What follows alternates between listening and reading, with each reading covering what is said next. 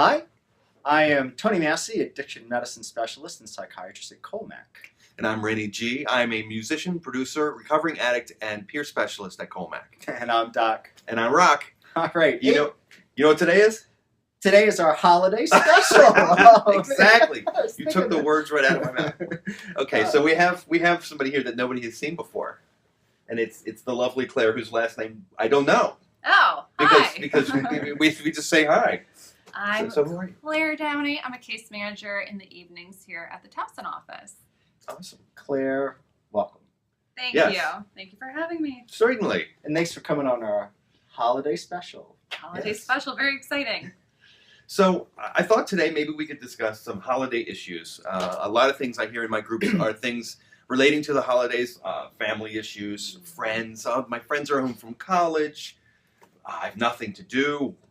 So what do we do? How do we stay safe during the holidays? Are there any things that you hear a lot of situations? Yeah. We're hearing a lot of concerns around the holiday. This time of year, there's a lot of substance use all over the place, and it's a little bit more difficult to avoid, especially at parties or family gatherings. And on top of that, you have all the family issues that seem to arise. Oh my God. When you're with everybody. Families. Yes, families. The holidays would be great without the families and parties.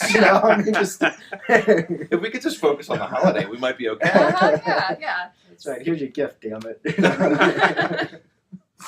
So yes, we're hearing just a lot of concerns, and we're getting closer and closer by the day. So some things I hear, and maybe you can help me with this because I need help. My family's having a party, and everyone drinks. I don't. You had mentioned something about somebody who had recently talked to you. Last year they relapsed, and they had a couple drinks at a party, and then that led to after holidays. Well, I already had a couple drinks, and then nothing happened. Maybe I'm okay. And here they are a year later, and they weren't okay.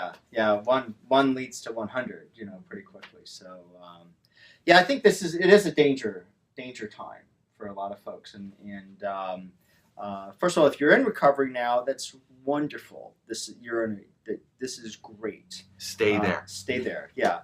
I think that the main reasons people in recovery face a relapse really are relating to kind of negative emotional states. Yeah. Managing stress, managing hard feelings. Or being depressed, being anxious, bored. There's also some issues of family abuse as well. Parents who may have been psychologically abusive to kids, and they're adults, and they have to go home and say hi to dad, who was maybe very mean to them. Yeah.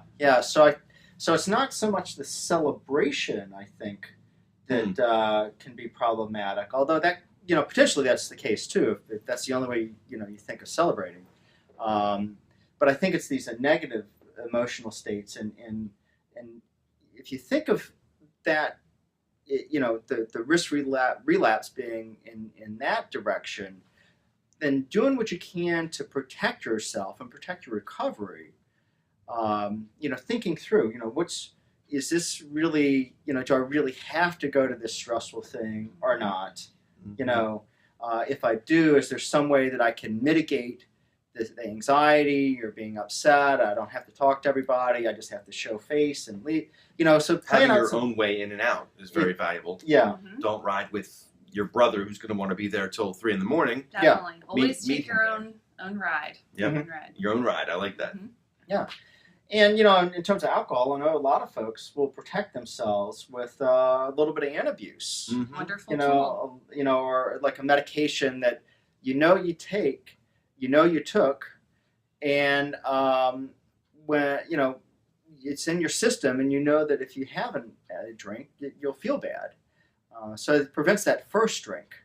It is impulsive. I mean, that is a great tool against impulsive choices. Wonderful. Yeah, because I think a lot of times, people don't plan to relapse. They go, oh, I'll be fine. And then they get there and they're like, well, everyone's doing it. And one doesn't seem so dangerous, Yeah. But try not taking the second one. If the first one's hard not to take, try not drinking that second one. Yes. Right. I love that saying. Well, what about the idea of celebrating without, booze and drugs? Well, what are we celebrating? So we have to identify the celebration. What are we celebrating? Well, for some families, it's the gathering. It's just being together, and It's a time to have fun and let loose, and we know that you can still do that while being in recovery. Maybe Even you though can it is a little appreciate bit, you can appreciate it a lot more. Yeah. Yeah, actually remember what you got as a gift. True. It's always nice. And Always feel nice. something, It's always Yeah. good to feel something. Absolutely. So one of the main things that we stress is looking at that self-care leading up to the holiday celebration. Mm. And this can look different for everybody. Looking at alone time, just having some time to unwind and take care of yourself and have some fun, even before heading into the celebrations, that when you enter into it, you're just in a more positive state of being. Yeah, I like and, that. yeah, and recovery is a lot about self-care, and this is a good time to think of, that, taking care of yourself in terms of alone time, meditation, maybe, keeping some degree of physical activity going, being mindful of your diet. I mean, granted, it's holidays, so you eat a lot of, really yummy stuff. But at the same time, just in the spirit of self-care, just kind of take it as wide as you need to, and that it may actually mean, avoiding some of these high-risk situations because, frankly, they're going to make you feel bad anyway, so what's the point? Yeah, do you really want to go? Is it necessary to go? And if you go, how can you get in and out quickly? And I liked your idea of lowering the stress bucket. So when you go there, you're not at peak stress already. You go there, you feel a little relaxed, and maybe that would be a big help. I like that. Yeah. Another big issue that we're hearing a lot about is how do I tell people I'm not drinking or I'm not doing whatever substance they may have? And that's a big concern. Not really feeling ready yet to tell people or not knowing how to talk about it. So what do you suggest? Well, it's really a personal decision. One of the biggest aspects of recovery is having a big support system, having people in your corner, people to hold you accountable, people to hold your hand through the rough days. But at the same time, if you're not ready to share that, that's something you also need to just be mindful of and be ready for when you do have those questions. So looking at ways to move it away from that topic. Not necessarily being dishonest, because this is also an honest program, but just looking at ways that you can dodge the question, navigate your way through the discussion, and stay safe and not get yourself into a corner that you can't escape from. I think, and maybe, you can help me out here, but it seems to me a lot of people worry about, like, oh my God, here I am going to tell everybody that, I'm not, using drugs anymore, no more pills.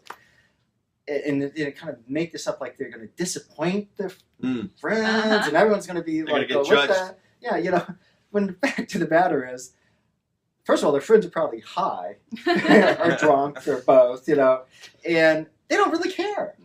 They're just like, okay, let's move on, Right. So it's a sort of, it's like making this kind of, cognitive mountain out of a molehill that, and that's the way we think. We kind of, I think as humans, kind of do that. But I think we can step back a little bit and just put that reality filter of just Absolutely. what what's really at stake. If you just tell someone, "No thanks, I don't need a beer." Yeah, just saying, not to quote Nancy Reagan, but just saying no, thank you, or I'm not drinking tonight. You don't have to say, oh, I'm in recovery and I'm an alcoholic and all this stuff happened. It's just no, thanks. I'm really not drinking tonight. Yeah. Well, why not? Well, you know what? I just don't feel well. You're not working through the steps at the holiday Yeah. party. Right, what I mean? just say no. It's like once you've gotten to a point of sobriety, saying no is an option. Yeah, and typically people don't seem to have a lot of follow-up questions around that. No. Yeah. And if they do, they're probably not people you should be around. Yes, good point. Really, dude, you're not drinking? What's wrong with you, Tony? They probably don't want to hang around me that night. So. See you later. Exactly. All right. Well, thank you so much for joining us for our That was special holiday episode. Yeah. Thank you for having me. You're welcome anytime. Thank you. Keep those questions coming. Please. I'm Rock. And I'm Doc. And I'm Claire. See ya.